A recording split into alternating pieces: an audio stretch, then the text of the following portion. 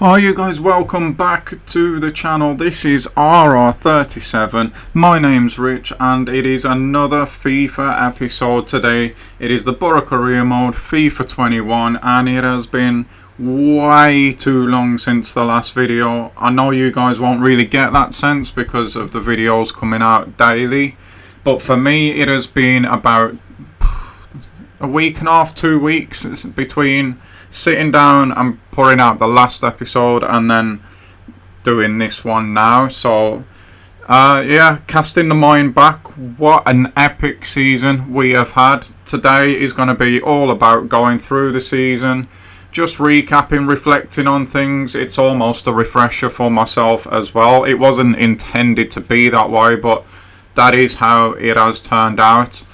But yeah, oh, what a season. First season in the Premier League. Second in the end, as you can see there, behind Liverpool. Way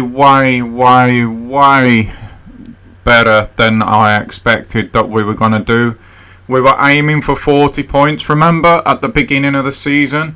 We finished with 80 in the end, so we have literally doubled what I anticipated was going to be that we would manage this season. We've played with different players, we've played with different formations. It's been kind of an up and down season in that way. It's been unsettled, but it was always going to be that way. We got here in the Premier League way ahead of what I was planning and expecting us to do, of course. Getting promoted from the Championship last season. Even that season was crazy to even think that we even made it to the Premier League. We were building a team that was strong enough to really put up a challenge for the Championship this season, and instead we end up finishing second in the Premier League. Absolutely crazy stuff. So let's start having a look at the stuff off the pitch then to get this one kicked off, and a good place to start really is probably the finances, the stuff that we don't really pay that much attention to.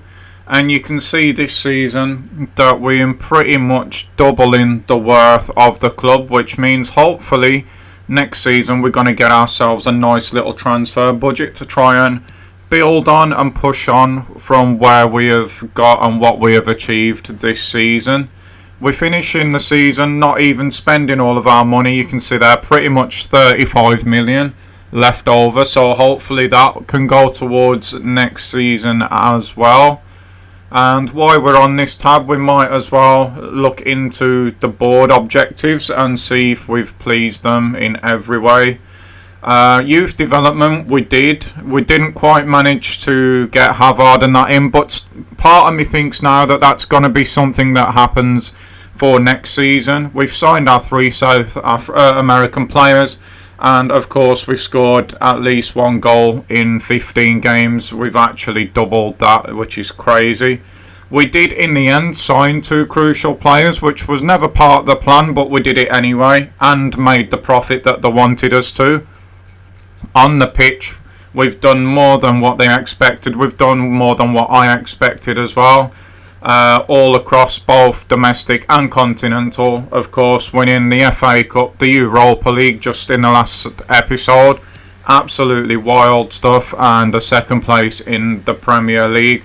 So the players, the team, the squad, they've really pleased me this season. And as a collective, me included, we've pleased the board as well, which is definitely something that you want to be doing.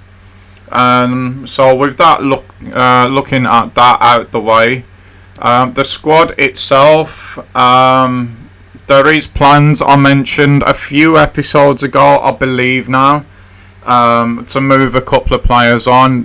Fletcher definitely. Wilkie and Clark I was going to sell, but I'm now starting to lean towards maybe we loan them out. Not too sure yet, but what we're going to do is just go through everyone's stats right quick now and see how they all got on this season. Ramsdale is now up to an 80 overall, and I've been really impressed with him since he's came through the door. I was expecting an improvement on Stojanovic, which we definitely got, but I wasn't expecting him to be quite as good as he has been, so really happy with that signing. Almada, our young Messi, in my eyes at least, has gone up to an 81. He's up 5, which is crazy.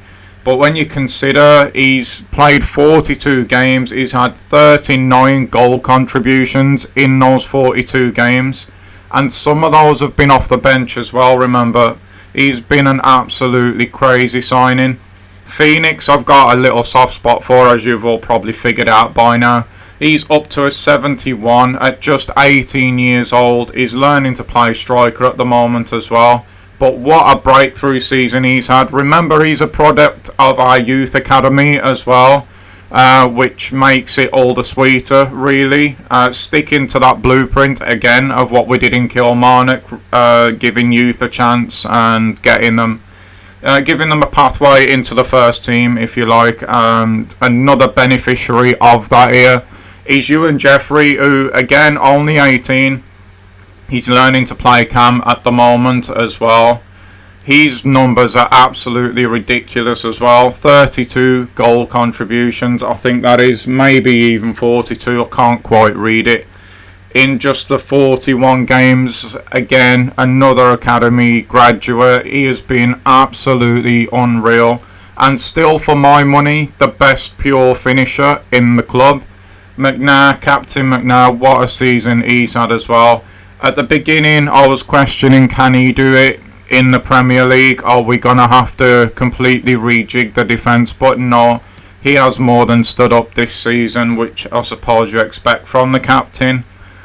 Cook, to be honest, guys, his numbers for the season, considering he's 82 overall as well, are not really that impressive. He has got 11 assists, which I suppose is okay. But I was expecting better. To cut him some slack, I suppose he was bought for the Championship. Maybe we need to reinforce that area next season. Who quite knows? We've got Ayer as well. Absolutely just the same as McNair. More than impressed with what he has done this season. Again, he was bought for the Championship. He's had to step up. He has stepped up. He stood strong with McNair. For what we were aiming for, at least this season, he's been brilliant. As has this guy, who's kind of lost his place at the moment since we've gone to one up top. Wondering how I'll get him in next season at the moment, but we'll deal with that next season. For this season, he has been absolutely brilliant. His numbers say it all there. 39 appearances, a whole wealth of goals and assists. He has been unreal. Really enjoyed it. He feels great on the ball as well. Really nimble, really agile. Just what I was looking for. And this is quite interesting now with Ferguson popping up, because he was brought in to break up play alongside Lewis Cook as our first team, our first 11 midfield pairing. But if you look at what he's managed to do, he's got 7 goals and 14 assists. Those are better numbers going forward than what Cook's got, and in fewer games as well. So when you compare that, maybe Cook is going to have to look over his shoulder a little bit there. Coulson's had a good season. He stepped up from the Championship as well. Got himself a couple of assists, which is good. He's lost his place now to Burnaby, which is a bit of a shame, but we do have to keep pushing forward. Akpom, what can you say about him? Up 3 to 81 rated now, Akpom. Insane numbers, 29 goals, 20 assists in 36 games. Absolutely unbelievable season for the second season in a row. But much like Joao Pedro, because of the profile of striker he is, the way that he plays the game, struggling to get him into the team, because I have decided that we are going to be running that 4-2-3-1 next season. I don't know if I've mentioned that in a video yet, which is the problem when there's like days and days and days between the videos. But there's not really a lot I can do about that at the moment. So moving on, we've got Dyke Steele at right back. He's up to a 76 now. Not sure how much further he's going to be able to climb in his overall, but he's a brilliant backup for Buta. Again, it's a shame that these players that started the career mode are now having to slide down in the pecking order, but that is the nature of football. We cannot stand still, as we well know, otherwise we will end up going backwards. Wood, up to 69 now. He's going to be 70 at some point next season, which is good. He's developing quite nicely. Still only 19 years old.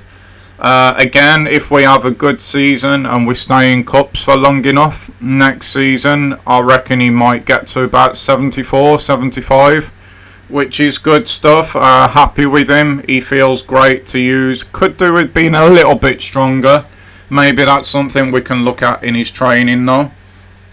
And Patrick Roberts, well, this is a really interesting character because I was 90% ready to sell him at the end of this season, beginning of next. But did he ever stand up in those last couple of games of the season? He's really good as a cam, the number 10 role, and that may have just saved him and give him another 6 months to 12 months. We'll have to wait and see. Fry is someone who is doing really well under the radar. He's a good defender. I like him, but he's not quite as good as McNair and Ayer. So he's going to have to be patient at the moment, and it is crazy to say that given that he's 78 rated.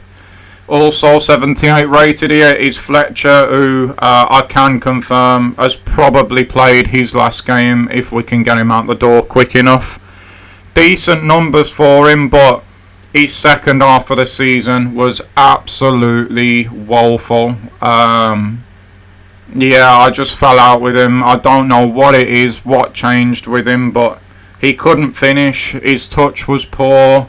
For the size of guy that he is, his strength weren't great. I think he's someone who's probably better in a two than on his own up there. That could be what it is. But we are going with the 4-2-3-1, so I just see no future for Fletcher, I'm afraid. Burnaby has been another great signing. Those three South Americans that came in, Goran and they being the other one, really transformed this team and has given it somewhat of an identity as well, which will go in at a later point. Havard's done well this season. He played way more games than I thought he would. Remember, a lot of them come off the bench though, so not going to go into his numbers too much. He was playing the last 10-15 minutes of games, if you remember. And Evan, the same sort of thing, really. So it's hard to look at his numbers. They probably took a bashing because of that. But he's up to 59, which is not bad. And speaking of Goranen, I really like this guy. He's hard running. He really gets the miles in. He's good going backwards, good going forwards. He's up to 77 as well. But not too sure how much he can reach. I did get a message this season, I don't know if you guys seen it, saying that his development had stopped. So I'm assuming that's going to happen again next season. And this guy is like a brand new signing. He came back from his injury. I wasn't sure about him up until that point. But my God, what an end to the season he had. I would suggest that most of those numbers that we're seeing now, the 21 goals, the 10 assists, I reckon they came after he came back from injury, a good number of them. He has been absolutely unbelievable since he came back from injury, and I'm hoping that he can carry that into next season. And if he can, he will be the first choice probably next season. Guest I feel really, really sorry for. Again, his numbers are as good as, if not better than Cook's. And he's an academy graduate, but he has had, unfortunately, and he's still injured. He suffered that long-term injury. It's a real shame for him. Hopefully we can get him back next season and get him back playing again. This guy, if we can continue with him in the vein that we have for a full season next season, he is going to end up with absolutely insane numbers. Probably one of the best signings for me that I've made. One of my favourite signings in FIFA, period. He came out of nowhere. He was found by the scouts. We bought him in because we wanted to start adding those extra qualities to a good base squad. And he has set a really high benchmark for players that we're going to sign like that. And he's also set a massive benchmark for himself to reach again next season. What a player. Unbelievable.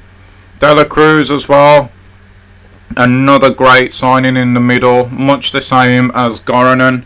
Great going forward. Great going backwards. Really gets stuck in. Great box-to-box player. Absolutely loved him. Buta has transformed us on that right-hand side. He has been absolutely brilliant. One of the plans for next season is to get him someone in front of him, like Burnaby has got Pavon now, and we'll see. That will give us better balance in the squad. Clark and Wilkie didn't really get much of a look in. They wanted to get promoted towards the end of the season, remember, and it was just important game after important game after important game at that point, so they haven't been given a fair shot really, but I do have plans to probably, instead of selling those two, to send them out on loan. Not 100% decided on that yet, but I would imagine that that's probably what will happen. Looking at the team from this view now, like I say, Fletcher, he's 100% gone. I did give him chances, guys, last season. I gave him way more than I even wanted to with the way that he was making me feel. And he just couldn't deliver. He really couldn't deliver. And for that reason, he is going to be out of the door when the transfer window opens again. We've spoken about Clark and Wilkie. At one point, I was thinking to myself, how am I ever going to get these into the squad? But obviously we don't have to do that straight away, so I am, the more we talk about it, leaning towards those now going out on loan. Again, Roberts, I don't know how he gets in because Almada. Gonna have to really sit and think about that one, because he was great at number 10 towards the end of the season. And I do want to bring in someone like Pavon on the other side of the pitch, like I just mentioned, in front of Buta. So we can go left and go right and have the same effectiveness, just giving us a better balance, really. Almada himself has kind of made this position his own. I don't see how we don't play him. So I just don't know where Roberts fits in at the moment. We are hopefully going to have a lot of games again though next season, so maybe he can be the bench number 10. But then you look at that bench as it stands at the moment.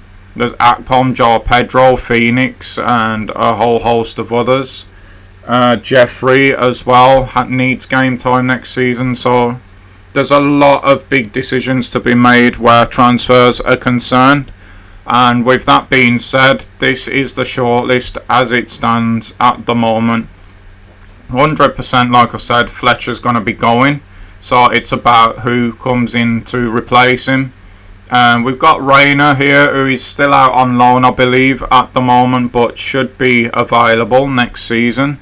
And he's going to cost us in the region of 21 million. But again, he would be keeping in with our South American identity that we've had through that board objective at the moment.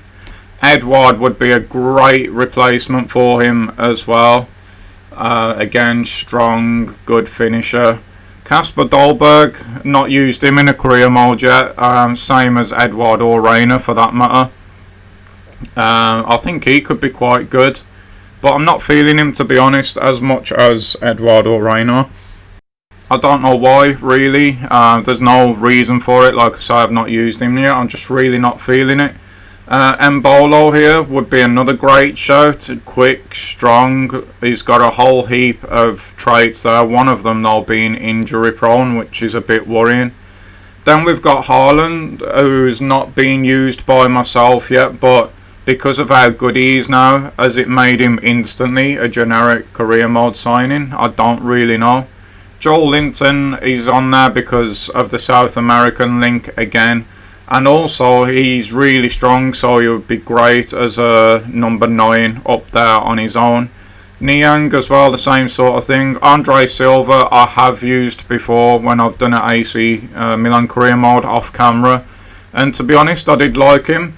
We got Calvert-Lewin as well, who is great physically, good finisher as well, would be a great shout. Ronaldo as well is on there. Don't worry, we're not going to try and sign Ronaldo.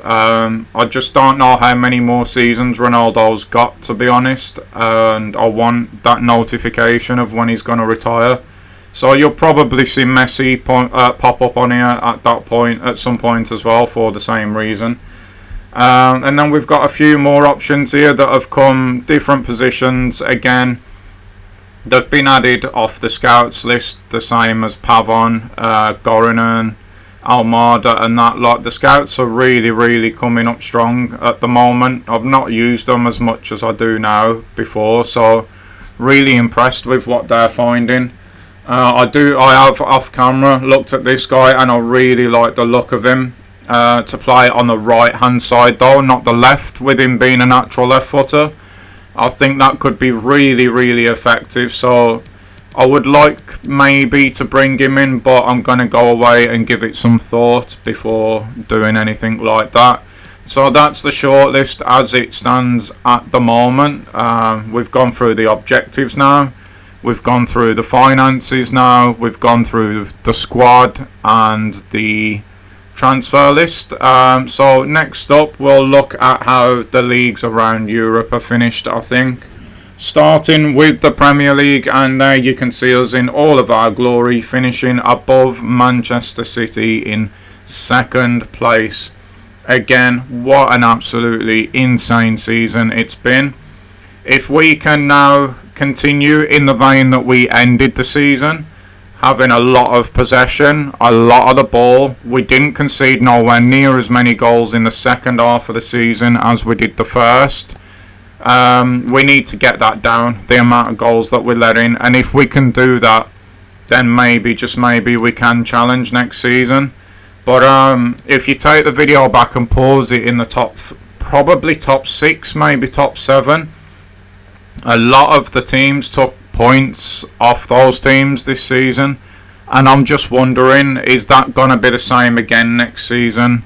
Have we kind of almost in a way fluked our way into second because of the amount of games they've drawn and lost? We'll have to wait and see. But we've got Palace, Brighton, and I don't know, it's the playoffs then, isn't it, of course. So we've got at least Paris and Brighton joining us in the Premier League next season, and then we've got one of Leeds, Stoke, Brentford or Cardiff coming up as well. So interesting there, quite a strong playoff start. Brighton and Palace back in, didn't actually quite see who came out. Ligue 1 was not won by PSG. I wasn't expecting to be saying that, but if you look at the games lost for the top 2 there, that's what I'm talking about with the Premier League. If the big 6, if you like, definitely the top 4 hit that kind of form, then maybe we won't finish second again next season. We'll have to wait and see. Bayern win Bundesliga, pushed all the way though by Dortmund. Leipzig had a decent season. Oh my god, 3rd, 4th and 5th all finishing on 70 points, and even 6 on 69 points. That was a really competitive division last season. That would have been fun to see. Serie A was actually won by Napoli, not Piemonte Calcio or Juventus, not by the Milans either, and they didn't win it by a small margin. 8 points was the margin there.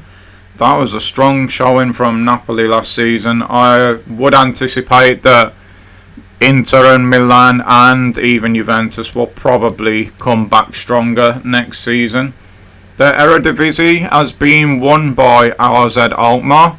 Ajax finishing second. They would have been my favourites to win that division, but no, they actually finished level on points with Feyenoord, who I actually thought would be second. PSV just behind them, but 10 points was the gap there, so maybe there's a pack starting to break away in the Eredivisie as well. We got La Liga, won by Real Madrid, followed by Atletico Madrid, and third for Barcelona. That is a bit of a surprise. It's not by a small margin either. They finished 10 points behind Real Madrid. That would probably be almost unacceptable, wouldn't it, in real life? Wow, that's took me by surprise, actually. But that's all of the other leagues, and that's what's been going on around Europe. What we'll do now is take a quick look at the other competitions that have been going on this season. The FA Cup, for example, we know was won by us on penalties in what was an absolutely insane and, let me just say, very, very stressful match as well. The Carabao Cup, won by us at the expense of my beloved United. Mixed feelings about that one, if I'm being honest. The Euro Continental Shield, we won that as well, so 3 trophies for us so far this season and a second place in the Premier League. It is going to be hard to live up to these standards again next season, guys. The UEFA Super Cup was indeed won by Juventus, so they did come away with some silverware this season. So who won the Champions League then? We actually don't know. That is yet to be played, but we will definitely have a quick check back and see who won that. And I have now pressed the wrong button. Great stuff. So yeah, Champions League still to be played. Of course, we know that we won the Europa League. We'll just bring that up anyway because we've looked at the rest, and there it is, 7-2 against Man City. Who saw that coming? It was a great day out, that one. Far less stressful than the FA Cup final, and I don't believe the World Cup would have been played yet, and no, it has not. So that is what has been going on around the world, around Europe. Obviously we'll check back in with the Champions League. I believe it'll only be 1 or 2 days probably before that gets played out. And Pavon there standing next to the Europa League Cup. What a player he is, what a season that was. But let's move forward then. Let's see who indeed is going to be winners of this season's Champions League. And once that is done, I believe that is it really. Oh man. Oh, you absolute idiot. Oh, we have just lost 3 really good players. I completely forgot that I said I was going to do that. Oh well, yeah, they've gone then. And then just to rub salt into the wounds there, we get a monthly report. And these are the 3 players that we've got left. Yeah, I'm not too sure about how these guys are going to get in. We've been training Harry's for a while now, I believe. And yeah, there's so many good options we've got in the team at the moment. It is actually going to be difficult now to get these academy players in. But we will get them in somehow as long as they're good enough, that is. We'll give them a shot for definite. But yeah, I believe now the Champions League would have been played. And let's see who is it that has won the Champions League then. And it is Bayern on penalties. 4-3, I believe that says. So close in the game, close in the shootout as well. And yeah, Bayern, well done. Champions League winners once again.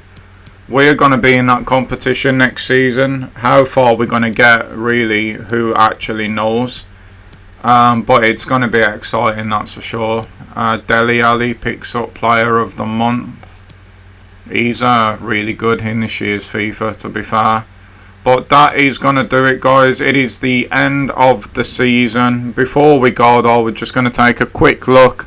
We haven't looked at the Golden Boot and top assists. And, of course, Salah getting the Golden Boot there. We got Akpom there 4th for ourselves. Not bad at all. Pavon down there in 15th and only played 14 games. He could be in with a shout for that next season. Akpom actually gets the most assists this season. So that just goes to show that what a good season he has had.